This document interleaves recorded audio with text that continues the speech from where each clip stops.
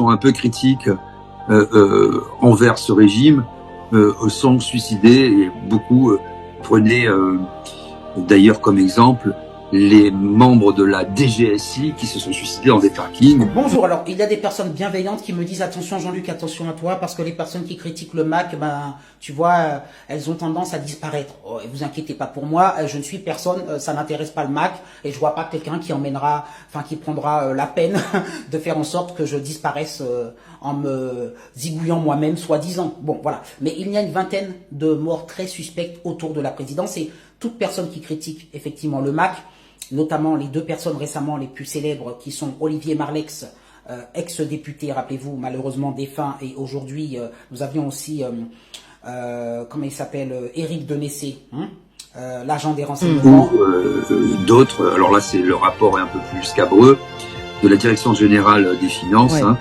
13 depuis le début de l'année, 13 suicides, ce qui est énorme, ce qui porte à 20 le nombre des suicides dans des postes sensibles. Surtout que, enfin, pardon, la direction des finances, c'est pas la pression qu'on pouvait avoir comme on a eu la série de suicides, vous savez, je sais plus, c'était à France Télécom. À France Télécom, exactement. On a retrouvé quelque chose dans la tête, dans sa voiture. L'autre, on l'a retrouvé pendouillé. Je parle d'Olivier Marleix. C'est pas des personnes qui avaient l'intention, ils avaient des projets. Notamment, je rappelle que Olivier Marleix avait un projet éditorial très important. Il a déjà annoncé beaucoup de choses concernant Alstom. Il avait encore des révélations à faire. Notre fleuron a été bradé par Monsieur Lemac, qui a signé, qui a apposé sa signature, qui a engraissé 600 millions d'euros si je puis dire, des hommes d'affaires, des financiers, des soi-disant des personnes qui ont facilité la transaction. Enfin bon, c'est un scandale. Et aujourd'hui, nous sommes, je le répète, dépendants nucléairement grâce au Mac. Et il n'y a pas qu'Alstom. Vous savez qu'il a fermé Fessenheim. Enfin, il a pris tout un tas de décisions économiques. Et Alstom n'est pas le seul fleuron qu'il a bradé. Et donc, il y a un scandale. Alors, comme le fameux prince de la finance, roi de la finance, je ne sais plus quoi, le Mozart, voilà, on l'appelle comme ça, veut garder... Parce que il a tout perdu, mais il veut garder cette étiquette de Mozart de la finance. Il veut parce que c'est monsieur vraiment qui sort de la banque de Rothschild, qui sait mieux que tout. Alors ça le touche beaucoup. L'idée qu'on réalise à quel point il est incompétent sur le plan financier pour faire de très mauvaises affaires. Ça c'est aussi un coup très compliqué. Et comme par hasard, toutes les personnes qui veulent s'exprimer à ce sujet sont... Bon, là, c'était parce qu'il y a une nouvelle pression, un nouveau management et tout ça. Là, je suis pas sûr. Enfin, il y a certainement des pressions de métier, je veux dire, parce que ce sont des sujets sensibles, mais on est quand même dans des atmosphères très feutrées, très... c'est pas tout à fait la même ambiance. Donc, voilà. C'est surtout parce qu'on touche des sujets sensibles. Définitivement, vous l'avez compris. Alors, ne vous inquiétez pas pour moi, mais il y a quand même une vingtaine de personnes, dont une partie donc de la DGSI, qui ont mystérieusement disparu ou mystérieusement n'avaient plus envie de vivre.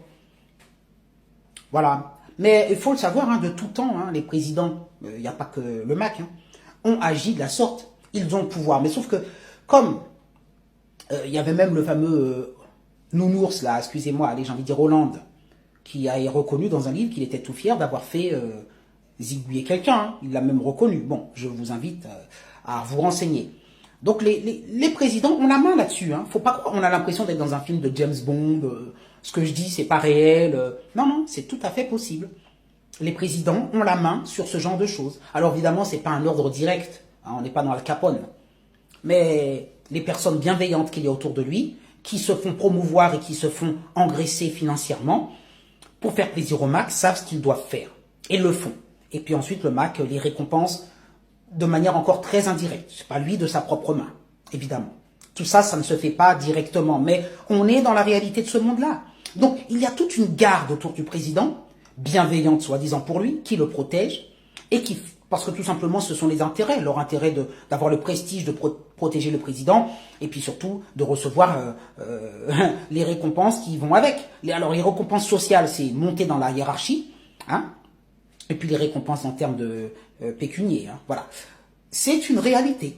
Et évidemment, on a l'impression que mais non, ça ne peut se faire qu'avec Poutine, le président Poutine, ou le président algérien. C'est-à-dire que quand on est dans des dictatures, en Chine, voilà, en Corée, voilà, quand on est dans des pays de dictature, on imagine bien que effectivement, ces hommes-là ne s'embarrassent pas. Parce qu'on veut nous faire croire que nous sommes des pays civilisés et que jamais un président de la République française, lui, ne s'abaisserait à de telles bassesses. Hein. C'est-à-dire que dès qu'il est un peu embêté pour certaines affaires, eh bien, il n'utiliserait pas la force pour pouvoir faire taire les gens. Hein. Il ne se conduirait pas comme ceux qui auraient zigouillé un certain Epstein. Non. Eh bien, je vais vous dire, on se trompe. Voilà. Et donc, moi, je crois que parmi les 20 décès qui sont sur cette liste-là, enfin, il y en a peut-être un peu plus d'ailleurs, eh bien, on ne peut pas croire au hasard. Moi, je ne crois pas au hasard.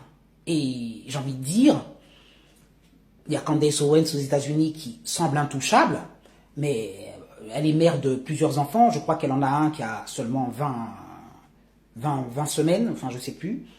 Même pas, enfin, en tout cas, 9 mois, je crois. Enfin, bon, elle est costaud, il faut être costaud, hein, parce que, je vais dire, je pense qu'elle est, voilà, la propriété est hyper surveillée. Enfin, moi, je lui dirais, si j'étais Candace Owens, j'irais fais attention à ce que tu manges, ce que tu bois. Faut pas être parano, mais c'est pas parce que c'est de l'autre côté de l'Atlantique que tu risques rien. Hein. Il t'a déjà envoyé 2 lettres de menace. Il en peut plus. T'es hyper puissante. Il t'a demandé de te taire, tu te tais pas. Il a été même demandé au président des États-Unis de te faire taire, tu ne te tais pas. À un moment donné, alors voilà, il faut du courage. Hein. Il faut continuer. Il faut continuer. Bravo Candace. Mais, voyez, je veux dire, il y a une vraie réalité derrière. Les personnes qui parlent sont réellement en danger. Récemment, Clémence Oudiakova, la journaliste de Tocsin, tapez son nom, Tocsin, pour ceux qui ne connaissent pas, hein, moi je pense que la plupart des gens qui me suivent aussi des chaînes comme Tocsin, GPTV. Tocsin, c'est une brillante journaliste hein, qui interviewe et qui pose plein de questions autour de la Macronie notamment, qui donne la parole justement à des personnes comme Éric Denessé, malheureusement défunt, ou Olivier Marleix, qui donne la parole à toutes ces personnes qui donnent la réalité macroniste. Eh bien, cette dame a été contrôlée plusieurs fois, elle a été avertie par les militaires en disant « Attention, madame ». Oui, attention, les journalistes vont être ciblés. Toutes les personnes qui dérangent sont intimidées. Rappelez-vous qu'un certain écrivain récemment, j'oublie son nom, mince, bon, vous me le rappellerez en commentaire, a eu le GIGN qui a débarqué chez lui parce qu'il a écrit un livre concernant les finances, pareil de Macron, enfin le bilan macroniste. Donc, voilà, rappelez-vous de toutes les personnes qui ont été muselées, qui ont disparu de l'antenne, notamment à C8 et tout ça. Par tous les moyens, on essaie de faire taire les gens. Et donc, à un moment donné, le moyen ultime, je vous dis, c'est peut-être cette liste de 20 personnes. Alors oui, vous allez me dire encore que c'est du complotisme. Bon, bah, si vous voulez, mais moi je sais une chose, interroger la famille d'Olivier Marleix, pour eux, il n'y a pas de doute. Ils savent ce qu'il s'est passé. Et le problème, c'est que tu ne pourras jamais faire reconnaître ce qui s'est passé parce que ça implique de très grandes personnes avec de très grandes responsabilités et qu'à un moment donné, il n'y a aucune enquête judiciaire sérieuse qui va, vous savez, la fameuse police criminelle, scientifique qui va venir regarder. Non, ils vont simplement conclure, effectivement, à une mort par... alors l'autre, c'est pendaison. Et il va dire, bon, bah, il s'est pendu, il est mort comme ça. Allez, circuler, il n'y a rien à voir. Hein. N'attendez pas de la police criminelle réellement qu'elle fasse une investigation. Et très tôt, on va l'arrêter, on va lui dire, hey, écoute, Olivier Marleix, c'est pas une question qui dérangeait qui que ce soit, il n'en pouvait plus de sa vie, regarde. Voilà. Si toi, en tant que, si je puis dire, policier, inspecteur, tout ce que tu veux, tu tiens un minimum à ta carrière et peut-être même à ta propre vie, eh bien tu vas arrêter d'enquêter sur l'histoire de Olivier Marleix et tu vas conclure, bon, on ferme le dossier. Bon, voilà, c'est ça la grande force hein, des présidents et du pouvoir et de leur entourage. Donc on n'entendra jamais une enquête objective faite ni par, d'ailleurs même un magazine d'investigation, hein, personne, à part évidemment les chaînes comme Tocsin où, allez, il y aura une petite émission, il n'y aura pas d'enquête, mais il y aura des émissions pour pouvoir parler de ces morts suspectes. Mais vous n'aurez pas d'enquête sérieuse d'enquête judiciaire, j'entends, pour essayer de voir si ces disparitions suspectes ne seraient pas dues par hasard à ce que vous savez. Voilà, postez vos pouces en l'air et je vous dis à bientôt.